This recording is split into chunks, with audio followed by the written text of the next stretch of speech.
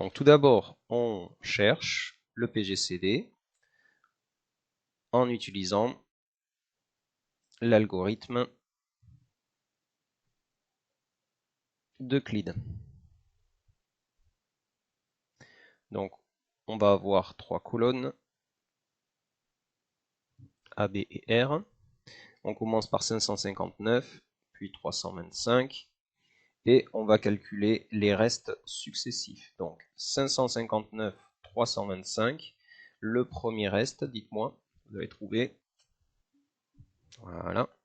Donc 559 égale 325 fois 1 plus 234. Donc ici on a 234. Ensuite, ok. Voilà. Donc l'algorithme est terminé. Le PGCD et le dernier reste non nul.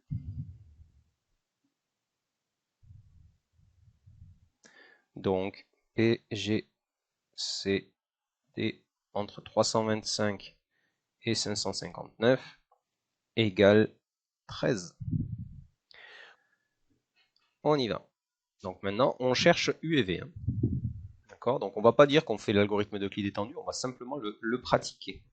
Donc on va écrire que notre 13, c'est égal à 52 moins 39. Ok ? Ensuite, je vais exprimer 52 et 39. Donc déjà, 39, c'est égal à 91 moins 52.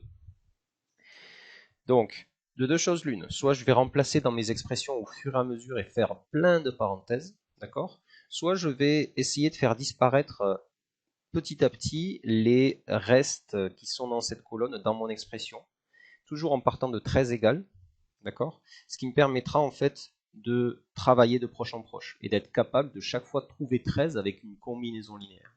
D'accord ? Donc par exemple, 52 moins 39.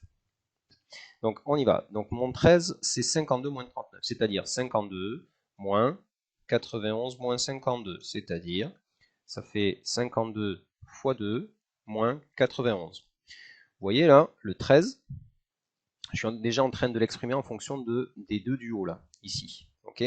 C'est-à-dire j'ai court-circuité le 39. Là, vous avez les moyens de vérifier que ça fonctionne. C'est-à-dire est-ce que 13, c'est bien égal à 52 fois 2 moins 91 ? D'accord ? Si vous faites cette méthode-là, vous aurez les moyens de vérifier au fur et à mesure. Mais par contre, si vous ne faites pas cette méthode-là, vous vous rendrez compte seulement à la fin si vous avez tort. Ce qui vous donnera beaucoup de travail pour trouver l'erreur. D'accord ? Alors maintenant, j'ai court-circuité le 39. Je vais court-circuiter le 52. 52, c'est égal à 234 moins 2 fois 91.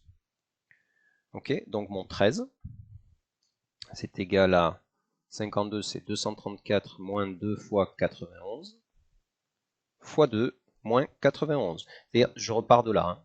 Ok, cette expression que je viens de vous faire là, 52, c'est ce 52 qui est là. D'accord ? Et l'expression que j'avais fait tout à l'heure, c'était le 39 que j'ai remplacé ici. Ok ? Donc, on y va. Là, j'ai donc une expression qui contient que du 234 et du 91, c'est-à-dire je suis revenu à cette ligne-là. Je vais court-circuiter le 52. Donc 234, j'en ai qu'un. Ensuite, j'en ai deux. Attention à la distributivité. Ensuite, moins 4 fois 91 et moins 91. Donc ça fait moins 91 fois 5. Vous voyez là, 13 est exprimé en fonction de 234 et 91 avec des coefficients. Là, vous avez les moyens de vérifier qu'avec cette combinaison linéaire, vous avez bien 13. Ok, est-ce que ça va toujours? Ok, donc maintenant j'ai 234 et 91, je vais me débarrasser de 91. On est d'accord? Donc maintenant il faut que je fasse une expression qui contient 91 et les nombres du dessus. Donc 91 égale 325 moins 234.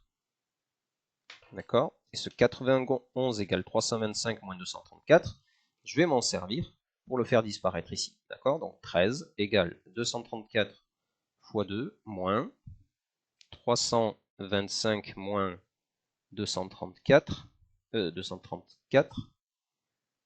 fois 5. Ok? Donc, cette expression-là, j'ai le moins 325 fois 5, il va être comme ça. Ok? Ensuite, moins, ça fait plus 234 fois 5, mais j'en avais déjà 2. Donc, ça fait plus 235 fois 7. Est-ce que ça va toujours? Et il nous reste plus qu'à faire disparaître maintenant 234. Ok? On a 234 à faire partir. Et on va créer une expression qui permet de s'en débarrasser. C'est-à-dire 234 égale 559 moins 325. Cette expression-là va vous permettre de vous débarrasser. Okay? Donc 13 égale moins 325 fois 5. Alors ce 13, donc c'est moins 325 fois 5, et ensuite moins 325 fois 7, c'est-à-dire moins 325, j'espère que je n'ai pas fait d'erreur, ça devrait être bon, fois 12, et plus 559 fois 7. Ok? Donc maintenant, il suffit de tester ça avec une calculatrice, et si vous n'avez pas fait de bêtises, vous avez bien vos coefficients U et V. Donc AU plus BV égale le PGCD, c'est-à-dire que vous avez U égale moins 12 et V égale 7.